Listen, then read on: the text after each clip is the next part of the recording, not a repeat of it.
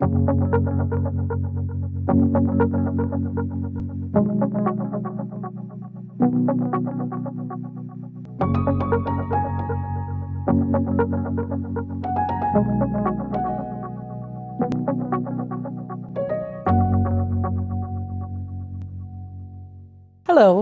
I'm Susan Tarnowski, manager of the Edina Art Center, and we are here today again to have a continuing series of conversations with authors.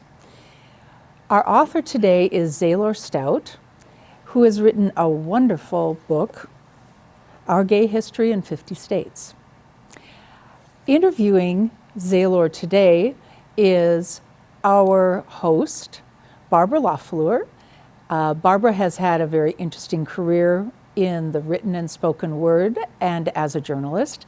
So she has prepared journalist questions for our author so that you can get to know him, how he thinks, how he wrote this book, and what his impetus behind publicity around this book really is.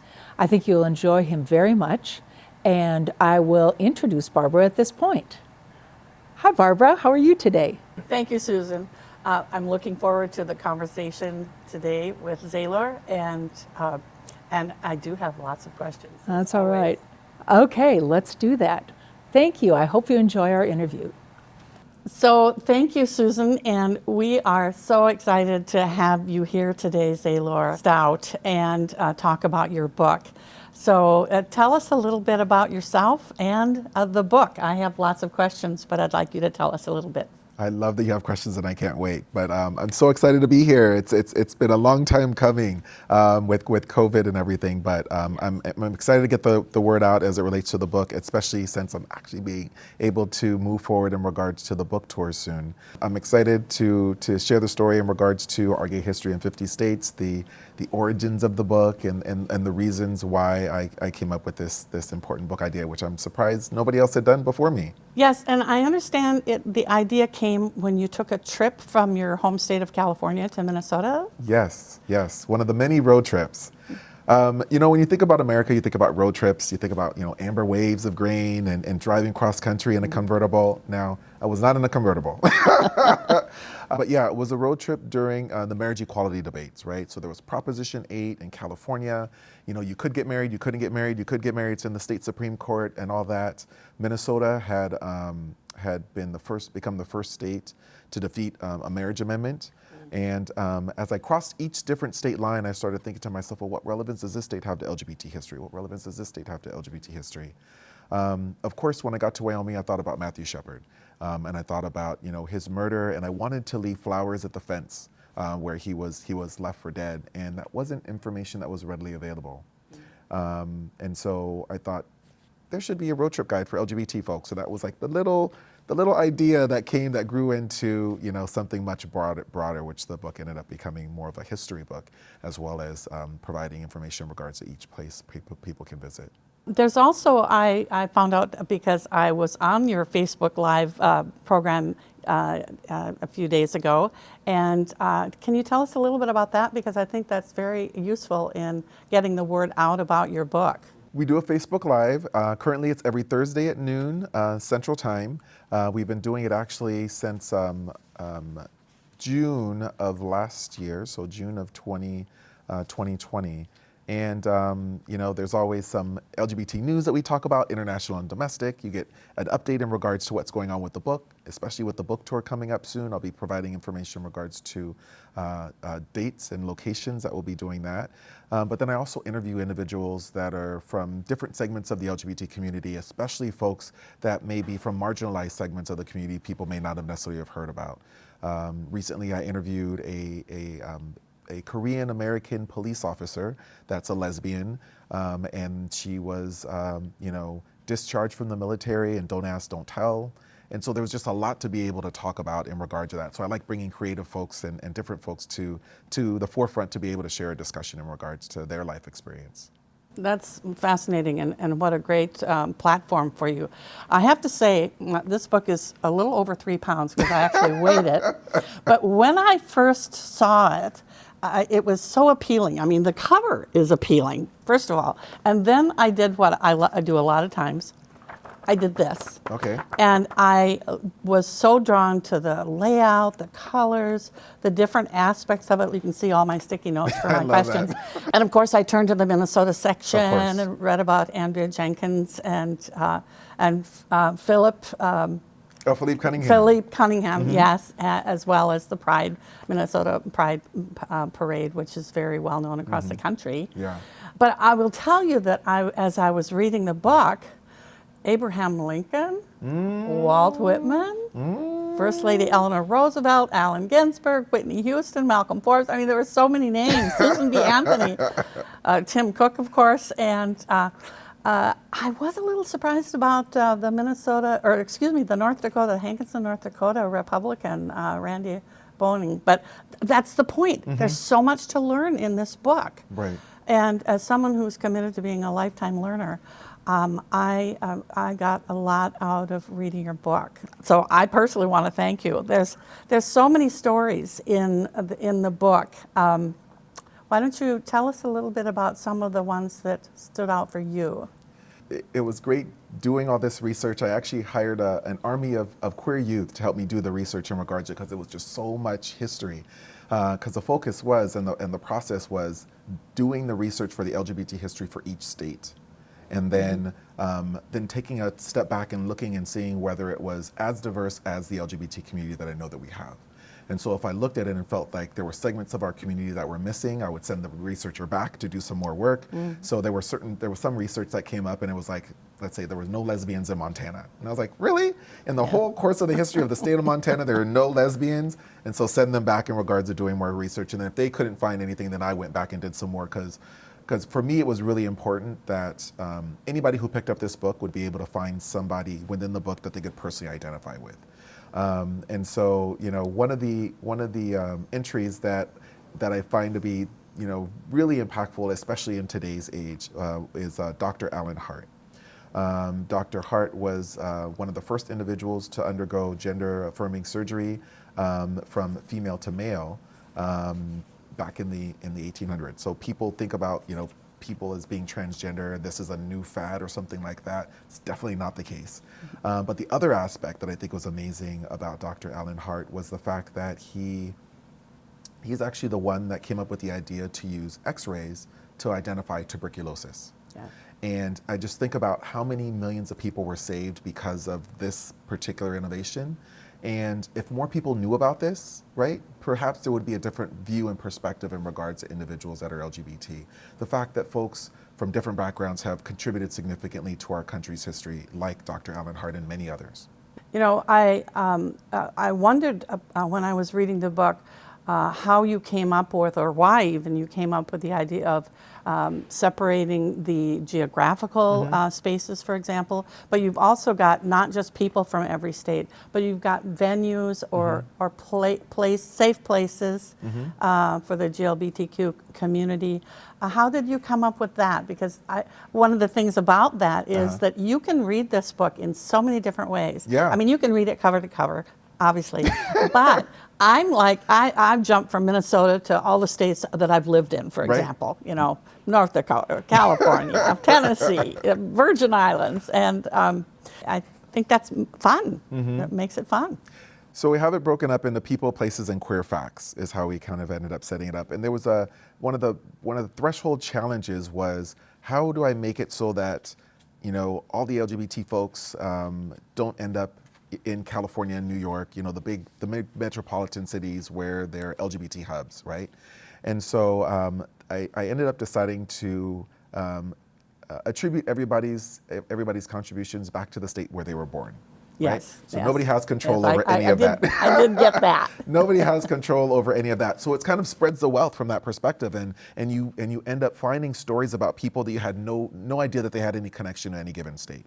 So that was fun to be able to do that. And Ari Shapiro comes to mind. Yes. I had no idea. Absolutely, absolutely. Ellen DeGeneres in Louisiana, Malcolm X in Nebraska. I mean, there's a lot, right? Right. And so that was really important for me to make sure that there was representation in each state.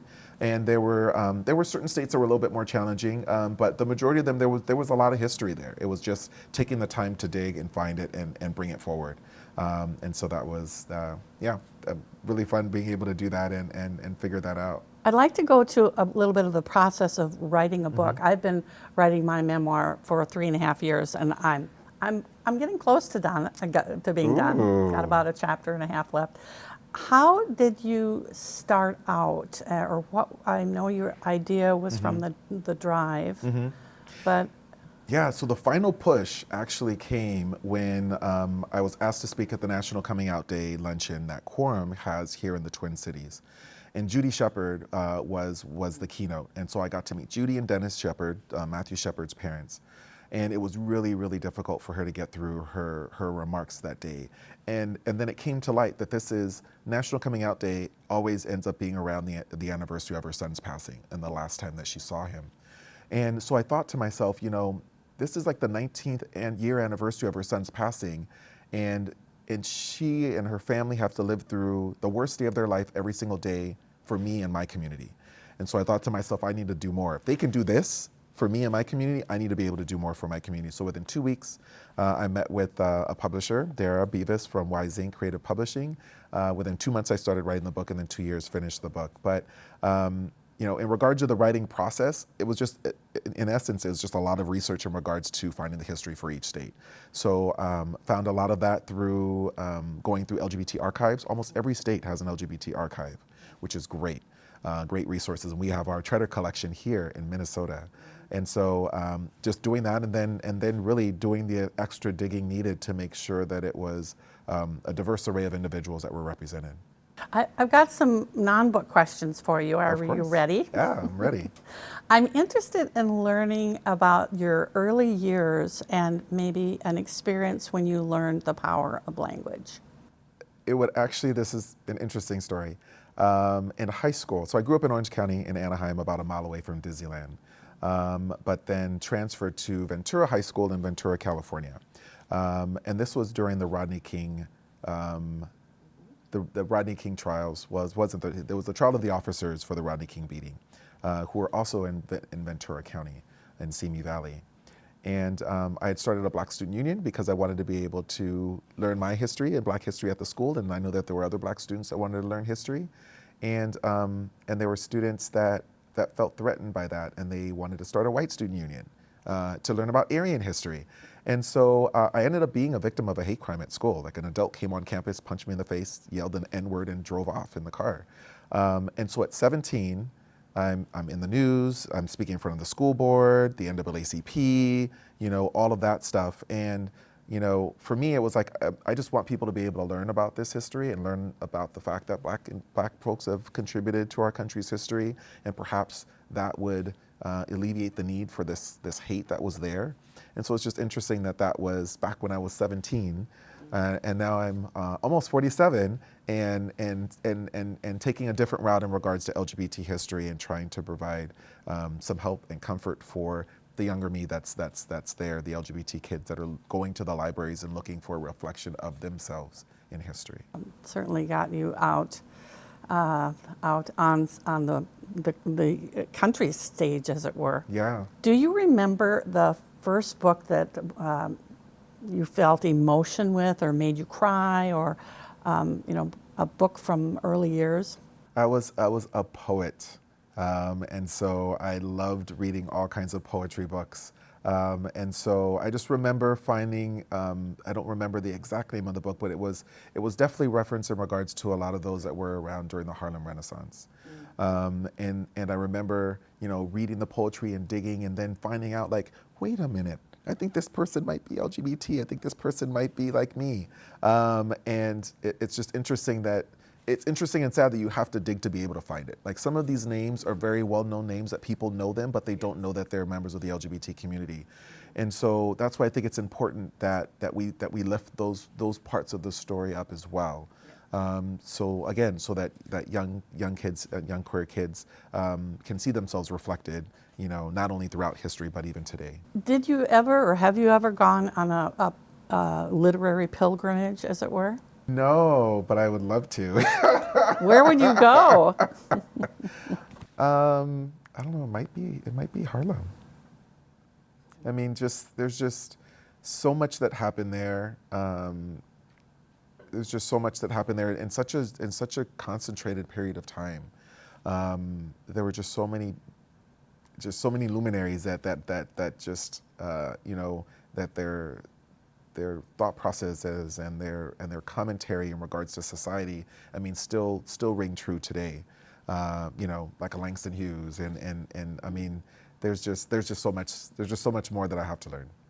I know that you've been interviewed a lot. I know that you've been on a book tour, and you continue to go on a book tour, as is the practice when you write a book, certainly of this significance. What's a question that an interviewer has not asked you that you've wished they would have asked? Oh no, that's a good one. That I wish they would have asked? Yes. Oh no, you stumped me, and I'm normally not stumped. I'm an attorney, so I'm normally really good at my feet. Very good. Well, let's leave that for a minute. Why don't you tell our viewers about where they can get the book, and a little bit about, I heard something about a 10%. Oh yes. So you can purchase the book at Our Gay History in 50 States at our website. So it's www.gay50states.com. And if you purchase the book through our website, not through any of the other venues, you have the ability to be able to identify an LGBT nonprofit that you want to receive 10% of the book's proceeds. And there's currently a list of LGBT nonprofits on our website. But if you are with an LGBT nonprofit or know an LGBT nonprofit that you want to have listed, just let us know. We'll get in contact with them and have them listed as well. Excellent, excellent. And I believe that the Edina Art Center is also a place that people could call locally and get connected to your book, as well as, of course, local bookstores. We want to support local bookstores as well. Absolutely, absolutely. Yeah. I love supporting the small local bookstores. And when I'm on my book tour, my focus will be going to the local smaller bookstores, as well as LGBT centers and the like. Zaylor, I do have one more request before we end, and that is I'd like you to read something from your book, and it's on page 139 under People. It's a section on the U.S. Virgin Islands, and I lived in the U.S. Virgin Islands in 1972. I was the editor of the newspaper there. It was my first gig out of college, and I just felt that was so poignant, and I'd like you to read that paragraph. For Emil Griffith? Yes. Perfect. Emil Griffith, St. Thomas, U.S. Virgin Islands, was a bisexual world welterweight and middleweight boxing champion who won 337 world championship rounds. Born in 1938, he worked as a stock boy in New York City, working largely with women's hats before being encouraged to start boxing by trainer Gil Clancy. Griffith's career was haunted by the death of his opponent, Benny Parrott, who died after his injuries 10 days after their 1962 match. But it was his relationship with men, that his support of the Hispanic gay crowd in New York City, that drew condemnation from the boxing community. Reflecting on his career, Griffith has said, "I keep thinking how strange it is. I killed a man and most people understood and forgave me. However, I love a man, and to so many people, this is an unforgivable sin. This makes me an evil person." That's an extraordinary piece. Thank you for reading that. Thank you.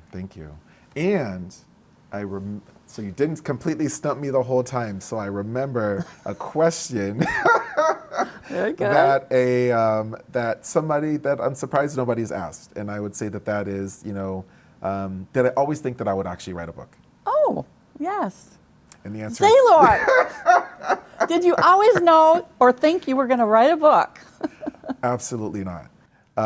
So the interesting thing is in this, and what I would say is, don't listen to those little words in the back of your mind that you remember people saying to you previously. I've always remembered people saying I was never a good writer.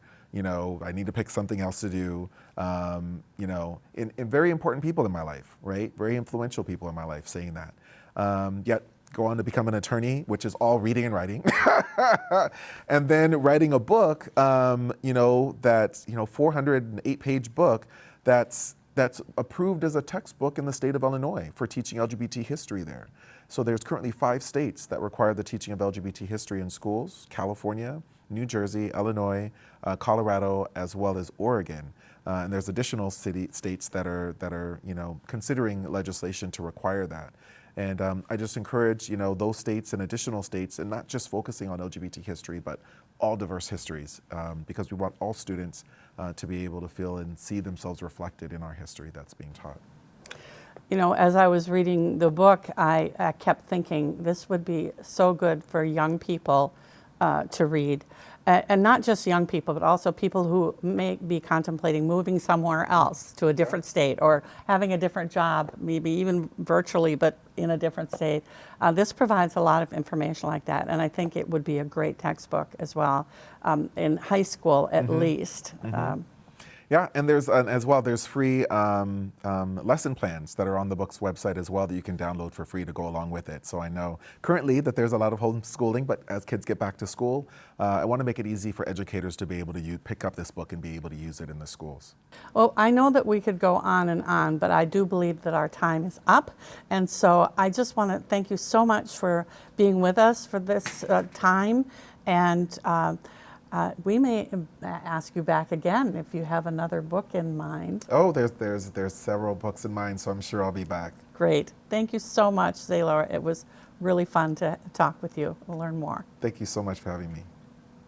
Barbara, thank you so much for your insightful questions and your ability to draw out our author's ideas. And Zaylor, thank you so much for joining us.